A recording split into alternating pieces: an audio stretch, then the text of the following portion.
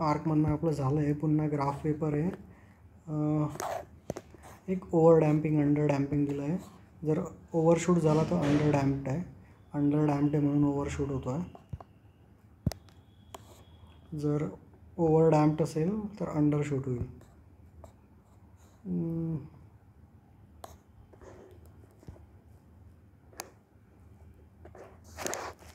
ठीक आहे. मेजरमेंट दिलं आहे.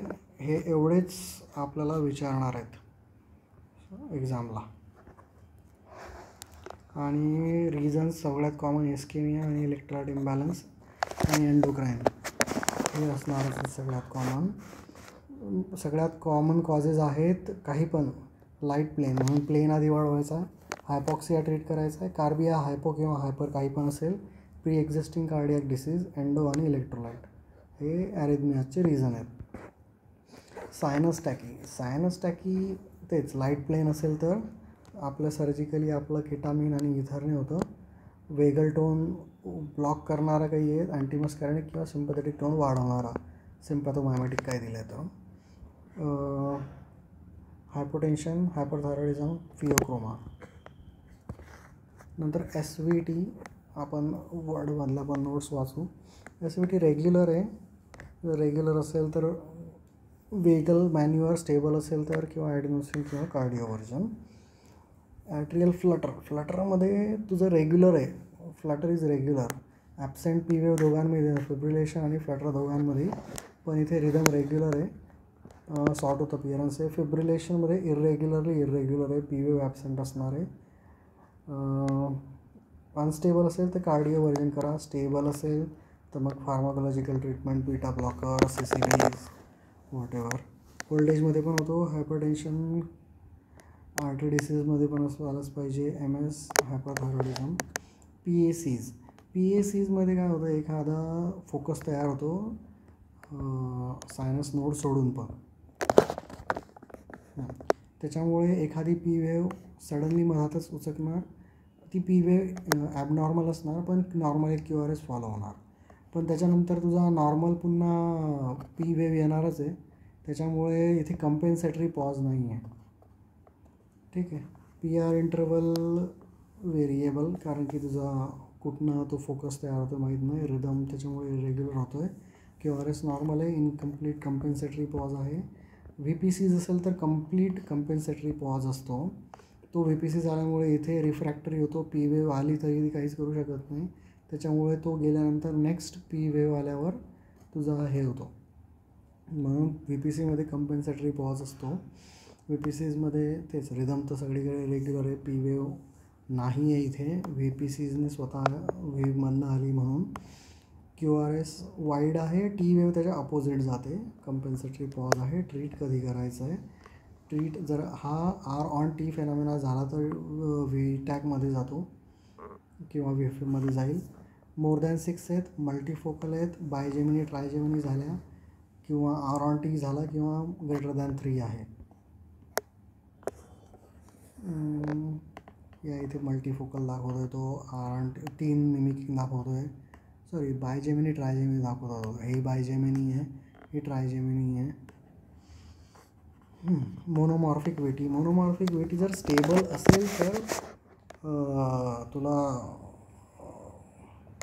कार्डिओव्हर्जन करायचं, ड्रग देऊ शकतो. स्टेबल असेल तर ॲमिओडॅरन द्यायचं आहे. पहिल्यांदा 150 म्हणजे 1 अँपूल, मग नंतर 1 mg 6 तास, मग 0.5 mg 6 तास. आणि अनस्टेबल असेल तर कार्डिओव्हर्जन सिंक्रोनाइज्ड, कारण की तो रेग्युलर आहे. रिदम रेग्युलर आहे. त्याच्यात वाईड QRS आहे. जर पल्सलेस आहे तर तुला मग डिफिब द्यायचं. पॉलिमॉर्फिकमध्ये IV मॅग्नेशियम जर स्टेबल असेल तर, नाही तर अनस्टेबल असेल तर डिफिबच करायचं आहे. ह्याच्यात तर काही रेग्युलर रिदम आहेच नाही, त्याच्यामुळे डिफिबच करायचं आहे. IV मॅग्नेशियम द्यायचं आहे. त्याचा डोस आपण बघू.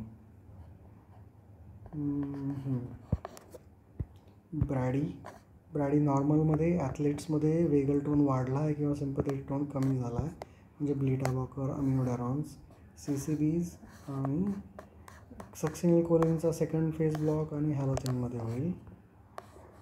फर्स्ट डिग्री ब्लॉक असिम्प्टमॅटिक असेल तर काही नाही करायचं, सिम्प्टमॅटिक असेल तर पेसिंग करायचं आहे. टाईप 1मध्ये ग्रॅज्युअली इन्क्रीजिंग आहे, युजली बेनाईन असतो.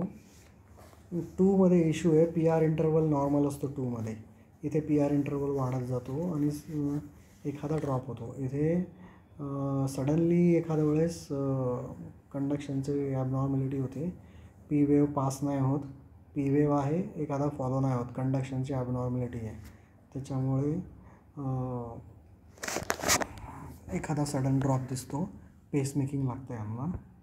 कंप्लीट हार्ट ब्लॉक माहिती आपल्याला. त्याच्यात पेसिंगमध्ये फक्त ॲट्रिल असेल किंवा फक्त व्हेंट्रिकल असेल किंवा दोघेही पेसिंग असे पण प्रकार आहेत. आर बी बी बी नॉर्मल पण असू शकतं किंवा ॲबनॉर्मल पण असू शकतं. एल बी बी नेहमी नॉर्मलच असतो, ऑलवेज पॅथॉलॉजिकल आहे L B B B. W P डब्ल्यूमध्ये डेल्टा वेव असते. राईट वेवमध्ये तुमचं V1 वगैरेमध्ये वाढेल आणि इकडे V6ला एस वेव दिसेल. लेफ्ट वेंट्रिकल हायपरट्रॉफीमध्ये तुमचं 35चा क्रायटेरिया दिला आहे. एम आयचे criteria S T elevation, S T non elevation. हायपरकॅलेमियामध्ये आधी टेंटेड टी वेव होणार, मग लॉस ऑफ पी वेव, मग वाईड क्यू आर एस आणि मग शेवटी साईन वेव किंवा विफिब होणार. हे ॲक्सेस डेव्हिएशन दिलं आहे, इलेक्ट्रिकल ॲक्सेस कसं कॅल्क्युलेट करायचं. ठीक आहे, तर याची गुरुदत्तची वर्ड फाईल बघून घेऊ.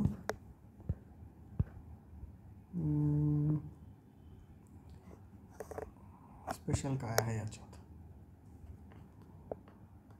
क्यू वेव 1 mm पेक्षा मोठी आहे किंवा आरच्या 1/4 पेक्षा जास्त आहे तर इन्फॉर्क्शनमध्ये दिसते.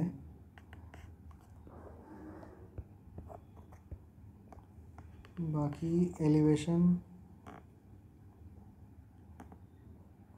S T elevation early repolarise होतो, sagging T wave inversion ischaemia किंवा व्हेंट्रिक्युलर हायपरट्रॉफीमध्ये होतो. क्यू टी तुझं 10च्या आत असायला हवा किंवा 11. प्रोलॉंगिटी 11च्या वर आहे. इसची रिदम आपण बघितलं आहे. सायनस अरेथमिया जास्त असेल तर स्पायनल लिल्यावर कार्डियाक अरेस्ट होऊ शकतो. ठीक आहे. Magnesium first line treatment of टॉर्सायटिसमध्ये तर काय होतं, अर्ली आफ्टर डिपोलरायझेशन कमी करतो, ब्लॉक्स कॅल्शियम एंट्री आणि प्रिव्हेंट्स EADs. पोटॅशियम इफ्लक्स कमी करतो, त्याच्यामुळे एपीचा ड्युरेशन कमी होतो, म्हणून क्यूटी कमी होऊन जातो.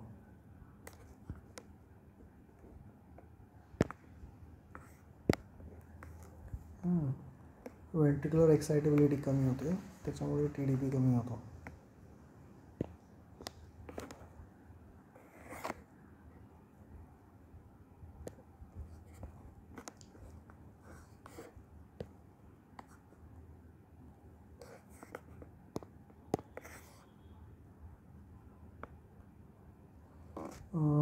कॉजेस, क्यूटी वाढला तर TDP होतो. अर्ली आफ्टर डिपोलरायझेशन झाले की तुझं टॉर्सायटिस चालू होतो. Magnesium prevents early after depolarisation. Cardioversion जर स्टेबल, टॉर्सायटिसमध्ये काही संबंधच येत नाही कार्डिओव्हर्जनचा. AF किंवा ॲट्रियल फ्लटर स्टेबल आहे तर कार्डिओव्हर्जन करू शकतो. VT अनस्टेबल आहे तर. TDPमध्ये तर कार्डिओव्हर्जन करू शकत नाही तो.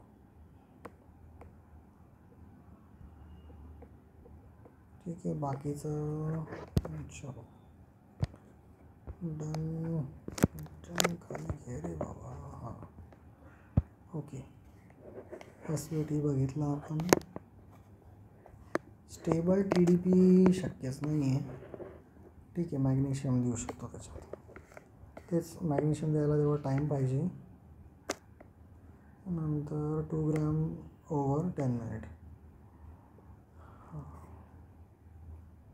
Vagal manure, carotid sinus massage, त्याच्यामुळे वेगस स्टिम्युलेट होते. बॅरोरिसेप्टर स्टिम्युलेट होतं म्हणून वेगस स्टिम्युलेट होते, हार्ट रेट कमी होतो. आणि वाल्सलवा केल्यामुळे ॲक्च्युली पहिल्यांदा तुझं हार्ट रेट वाढतो, कारण की व्हेनस रेट कमी होतो, कार्डियक आउटपुट कमी होतो, हार्ट रेट वाढतो, परंतु जेव्हा तू रिलीज करतो तेव्हा रिफ्लेक्स ब्रॅडी होतो, म्हणून तुझा तो हे एस व्ही टी कंट्रोल होतो. म्हणून मॉडिफाईड एस व्ही टी सांगितलं आहे त्याने की ब्लो केल्यानंतर पायवर करायचे आणि खाली झोपायचं, मग व्हीनस रिटर्न वाढवतो. व्हीनस रिटर्न एक्झॅक्रेट करायचं आहे, सी पी आर आणि डिफिब्रिलेशनच करायचं आहे. ए व्ही ब्लॉक आपण बघितले, ठीक आहे. आर व्ही बघितला, एल व्ही बघितला, डब्ल्यू पी डब्ल्यू बघितला, ठीक आहे, डन. फक्त एकदा मॅग्नेशियम बघून घेऊ आपण. We are completing.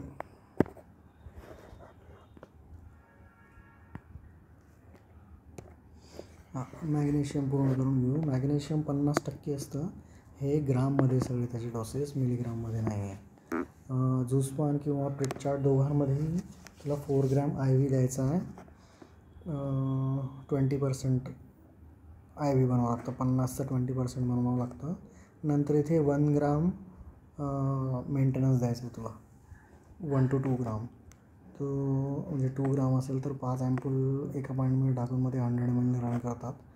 इकडे प्रिटचार्टमध्ये तुझं आय व्ही दिल्यावर मग बायोलॅटरली त्याच वेळेस 5 mg दोन्ही बटॅक्सवर देऊन टाकतात, आणि मग दर तासाला 4 तासाला 5 mg आय एम द्यायचं. युजली ते आय व्ही रेजिमेंट प्रेफर करतात, कारण की ते सगळ्यांनी जातात झुस्पान.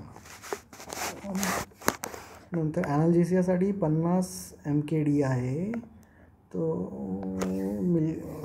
तर तो मॅक्सिमम 2 ग्राम लिहिले त्याने त्याच्या. आणि इन्फ्युजन युजलेस आहे, आपण एक आर्टिकल वाचलं होतं, त्याच्यामुळे 4 ॲम्पूल एका पॉईंटमध्ये टाकून ते जाऊ द्यायचे.